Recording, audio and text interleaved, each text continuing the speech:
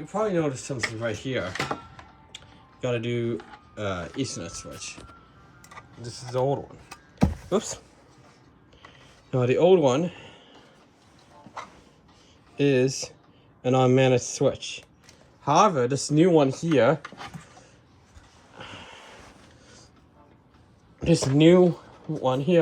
has two lights.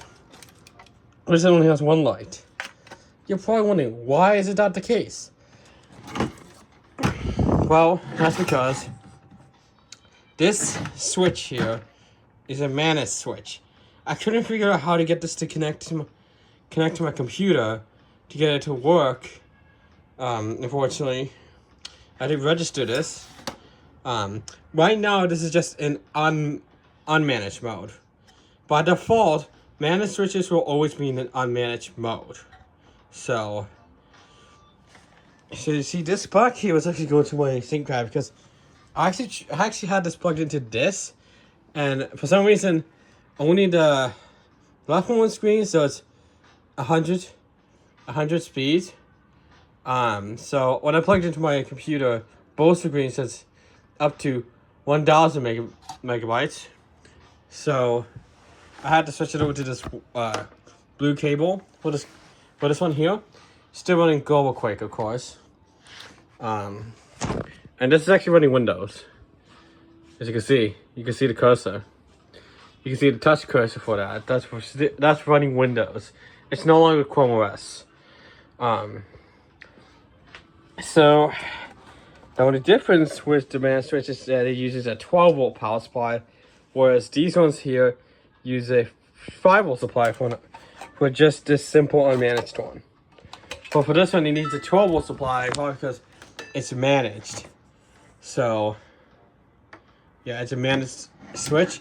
This is an 8-port switch, and this one was only a 5-port switch. So when I had it plugged into port 5, which is right here, I had all these three connected here. And already, if you imagine this being on here, I only had one Ethernet port left. So I used this one, which has 8 ports, so it gives me 3 more ports. So of course, this one here is through to the router, and then this one here is to my PC. This one's to that Chromebook, and then this one's to my ThinkPad. Which is right now, it's my older ThinkPad. My other one's sent in for repair for the Ethernet port. So it gives me 4 extra ports that I could use if I need to. So that's why you see a factory defaults button here, is because this is a managed switch, which I'm using as unmanaged. This one here is just an unmanaged switch, so it does not have that. So now I wish I could get it the software to work so I could actually turn off the inactive ports, but unfortunately I wasn't able to get it to work. I launched up the Discovery app and it just wouldn't work. And this kind of matches. This is a Netgear switch, and this is a Netgear modem. Kind of matches. But like I said, for some reason I'm not able to connect this to my computer.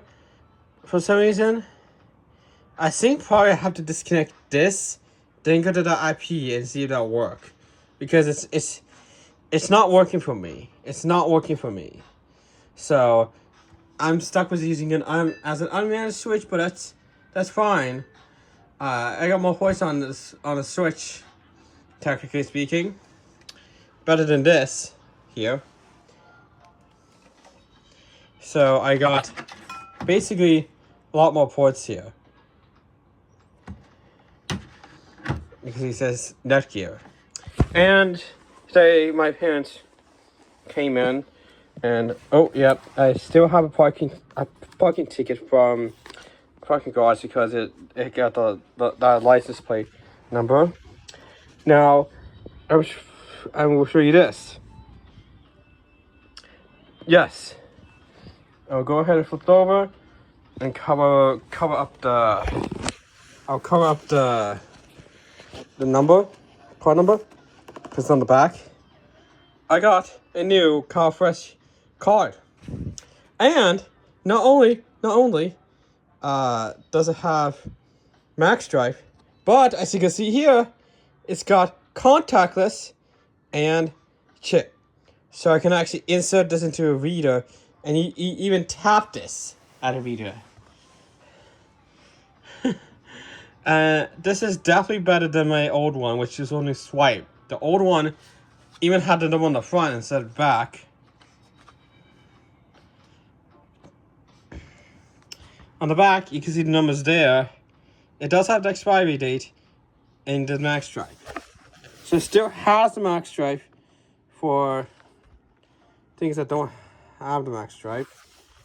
But yeah, it has the best of all world now. I don't have to worry about the trap with the max drive with scammers trying to steal my data, even though I have never had that problem. Since now it's got instant tap, I'm gonna be using tap because tap is encrypted. The RFID protocol of this is encrypted, so it's one of the best things. This thing is encrypted. So now time to put this back into my wallet. But yeah, I got a new car flash card. Now I bought this parking ticket here. This is from the Taipei Parking Garage CLP. That's actually my parents' license plate number, so that's why I'm covering it up. This is one of the ones that you can actually put in any direction. And we put it into the machine to pay for the parking, which was only $1. Then as we came out and my father was about to insert it, the key automatically opened because it read the license plate and detected that it was paid, so it automatically opened the door, which is nice. It's paper, so it's really, really flimsy. Well, that's one thing, is I got to keep that ticket as a souvenir, technically. So, like I said, now I did actually try this firewall supply on this, and it somehow worked. But I think when that happens, it probably only works at we do 100. So, because this is 5 volts, and I tried plugging in the 12 volt supply, and here without plugging into the wall, it would not fit. They made sure it doesn't fit. But as you can see here, we got this Netgear switch, which I don't really have any use for this anymore. But this does have one issue with the lights itself. So it has one issue with that.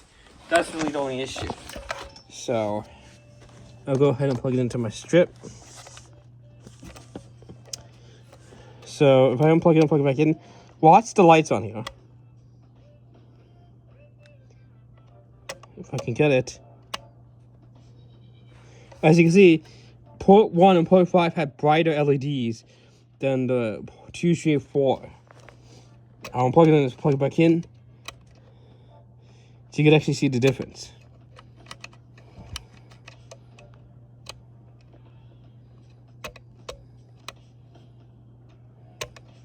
I'm not sure why it happened, because my other switch doesn't have this issue, and not quite sure why it does it. But one thing I do know is that I don't believe you can branch it off this into this switch. I don't think you could do that.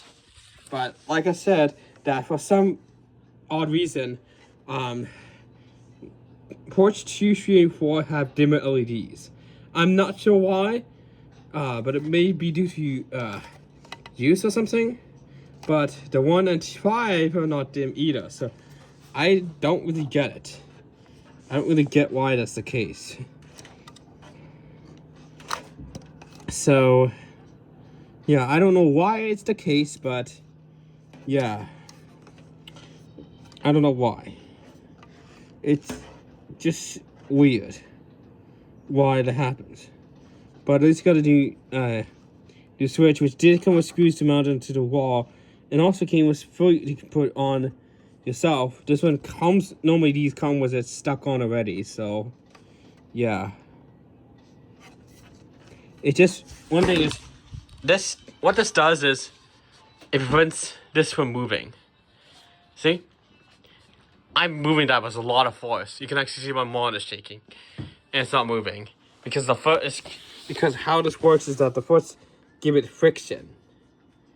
So, but like I said, I don't really have any use for this network switch anymore, but it's nice to have. Both of them have a Kensington lock, so you can, if you want, you can lock it off.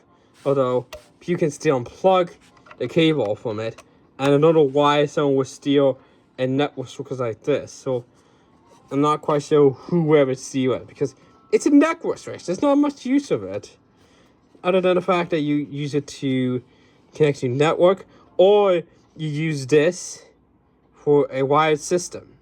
However, you might need PoE, Power over Ethernet, because I've seen a PoE switch in MPC in the study rooms. They don't even have a internet in. They just all have cables just for the I think it's called Rickshawon system. Yeah. But anyways, yeah, I got a new switch and replaced this one. And I got more ports, technically. And I don't really have any use for this. But yeah, I would try to see if I could get this set back up to be on a managed system instead of being unmanaged. Because right now it's in unmanaged mode. But yeah. Anyways, I'll try to see if I can get it to work.